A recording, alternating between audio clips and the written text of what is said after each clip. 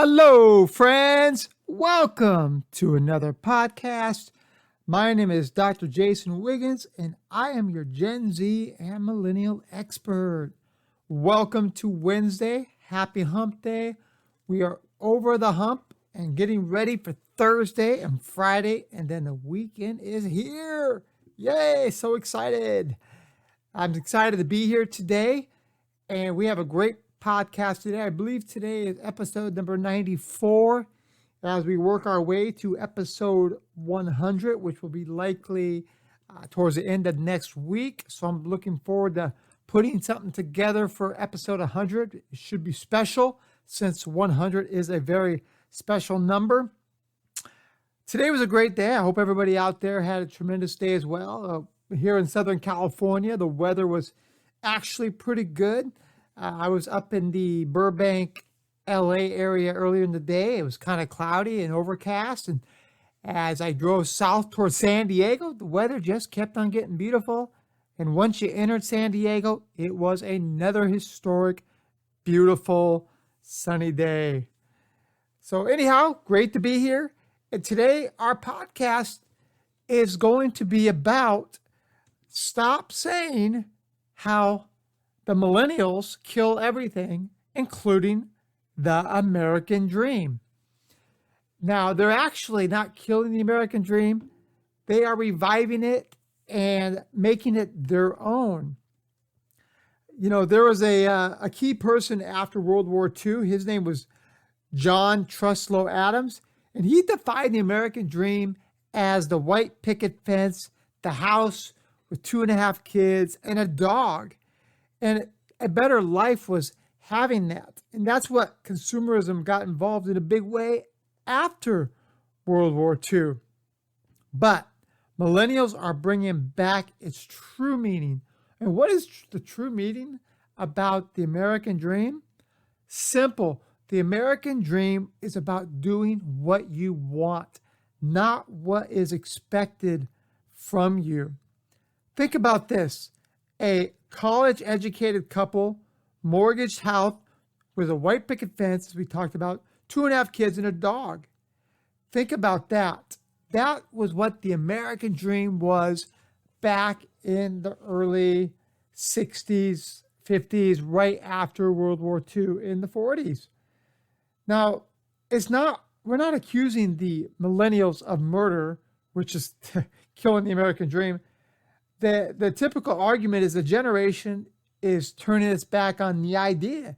The sentiment is the American is losing its self-image of prosperity thanks to a generation, millennials, and now be careful of Gen Z following their steps, but that prefers spending on avocado toast or a latte versus a down payment on a home.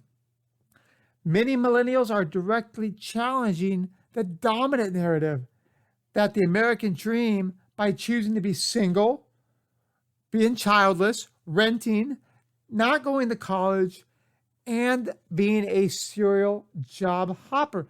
These are all opposite from what the original American dream was made of.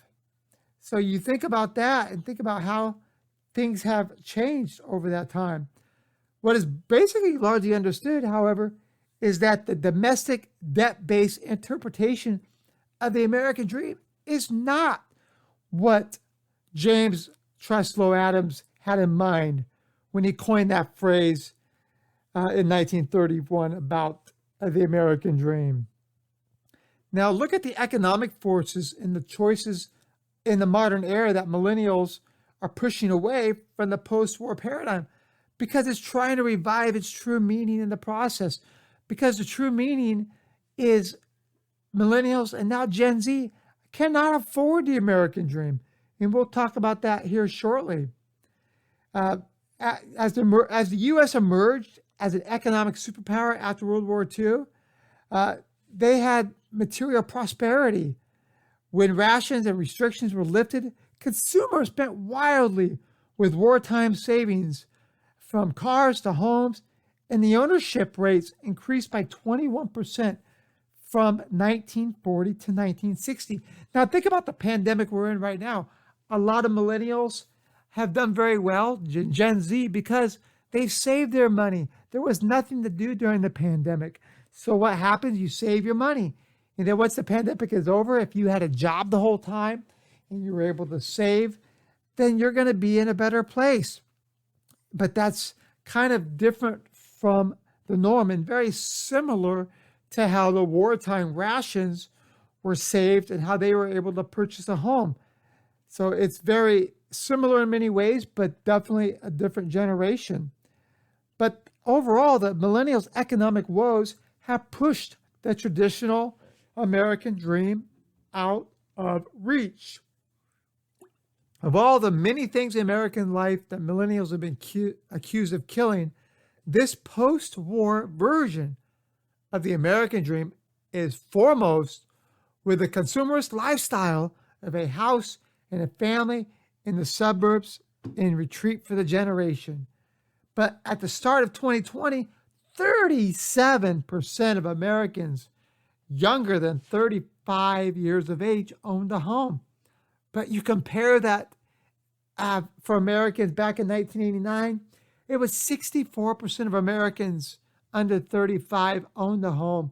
My parents, who were not well off by any means, they struggled and they owned a home. Now, the marriage rate has decreased to half of the U.S. citizens, the U.S. adults in 2017 from 72% in 1960. That is insane. Thinking about it, it's already dropped off 25%. In 2019, the U.S. birth rate hit a record low for 35 years. Why? Because Americans they're waiting till they're in their mid-30s before they have children. But overall, millennials are more scapegoats than anything, because shunning the American dream is in part due to they have to. It's an economic necessity. They've had to experience the Great Recession. This threw millennials into a crazy job market. Basically, they were kneecapped. They weren't able to do the things they needed to do to be able to save the money they needed. Think of college education that would guarantee a good job. Many millennials owe hundreds of thousands of dollars. They have a mortgage. It's called the student loan. They don't have enough money to save for a down payment for another 30-year loan. So that's a big part of it. Living costs haven't helped. Homes are scarce, especially starter homes. And the median price of a home has increased by 39% since 1974. Health insurance and childcare are more expensive than ever. These are just a little cocktail you stir up. And that's what's happened, this economic cocktail. It's stirred up, and therefore, that means people have had to bypass on home ownership, marriage, and kids so they can try to figure out their own financial bearings. So most millennials don't want a cookie-cutter American dream. Some millennials have found themselves in the successful side of the wealth equation with an intergenerational inequality gap. Due to the pandemic, as we just mentioned, they were able to save wartime rations, as we mentioned earlier. But others have been very hurt by the recession and have had to basically save, or any money that they saved, they had to spend it because they didn't have the extra funds. Many millennials have traded in long-term job loyalty and pensions for startups and job hopping and things of that nature, trying to find a way to satisfy, that void, that marriage, buying a home, and those things that used to be the American dream. Families, too, are shaping up differently. Think of this, an estimated 25% of millennials are unlikely to ever marry, ever. So with some simply finding the concept just outdated. And there's another reason behind the fertility decline.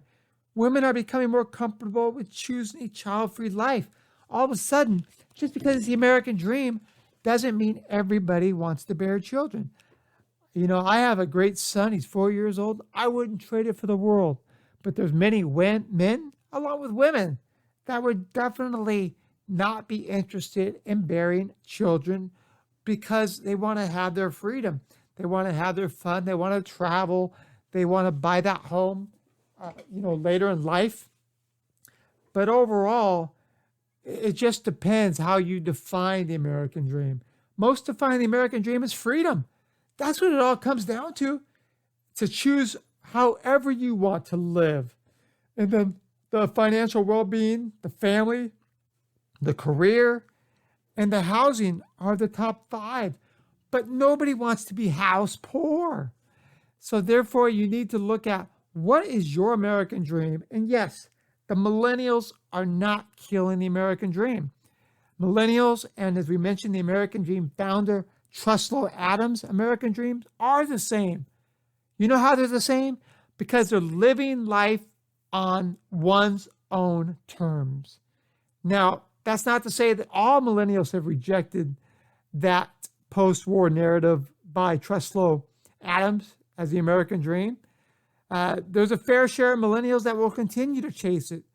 There is a lot of pressure on millennials and Gen Z to literally buy into the American dream, which in many cases, you may not have as many children because it costs a lot, or you may not have the greatest home with the picket fence because it costs a lot.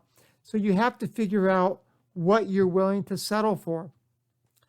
Overall, many millennials still define the American dream the same way previous generations do. Home ownership, being debt-free, and being able to retire comfortably. Those are key aspects of what the American dream was defined of. But overall, millennials place most of the emphasis on one thing Gen X and baby boomers found least important. What is that? Again, the question was, but millennials placed more emphasis on the one thing Gen X and baby boomers found least important. You know what that one thing is? Pursuing your passion. That was not important to my generation or baby boomers.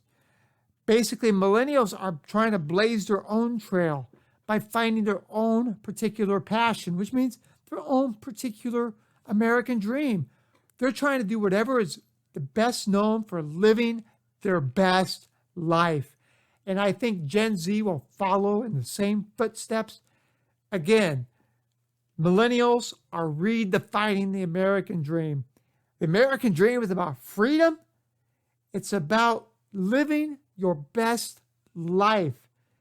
And some people consider it an alternative to the American dream, but millennials are indeed pursuing the American dream by striving for whatever personal and professional goals in life they have set. It doesn't mean that every millennial's personal vision of their best life is easily attainable. It's not easily attainable, especially in the world with COVID and the wealth and social disparities, climate change.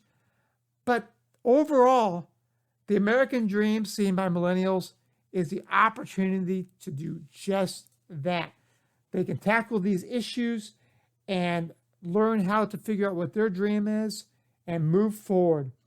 Overall, the American dream was born in 1931 through the depths of the Great Depression, and it's continued to evolve over time as it did after World War II and post-consumerism, as well as how it is now after the recession of 2007, the pandemic, and it will continue to evolve as millennials, Gen Z, the next generation after that, Generation Alpha, they all find their American dream through freedom and finding how to live their best life. Keep that in mind. The American dream is revolved to the point where it is about living your best life, not living up to the expectations of the baby boomers, Gen X, the white picket fence, the 2.5 kids, the dog, the marriage. Now, Millennials, as well as Gen Z, are now redefining, reallocating those resources that were part of the American dream to become part of their own American dream, how they live their best life and their overall freedom. So the key aspects of today is millennials are not killing the American dream. They are redefining the American dream. They are determining ways that they can live their best life without external pressure.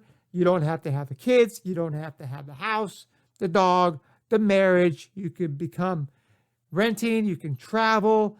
You can do all the things you want to do without satisfying the status quo or keeping up with the Joneses. So my hat off to millennials and Gen X as they follow suit. And I look forward to seeing how that American dream continues to evolve as economic and social wealth become increasingly better once the pandemic has been completed. So I want to thank everybody for a great podcast. Thank you for your motivation and the ideas that you have for this podcast. I've got numerous emails about how to improve the podcast with some great ideas. And again, we are going to utilize those because, again, this is ultimately your podcast. And I want to find things that are relevant to you, that will help you within your day-to-day as a Gen Z, millennial, a leader, and those that lead them. So again, thank you very much. I look forward to talking to you tomorrow on the next podcast. Have a great rest of your day Wednesday. If it's in the morning, afternoon, or night, take care, be safe, and we'll see you tomorrow. Bye-bye.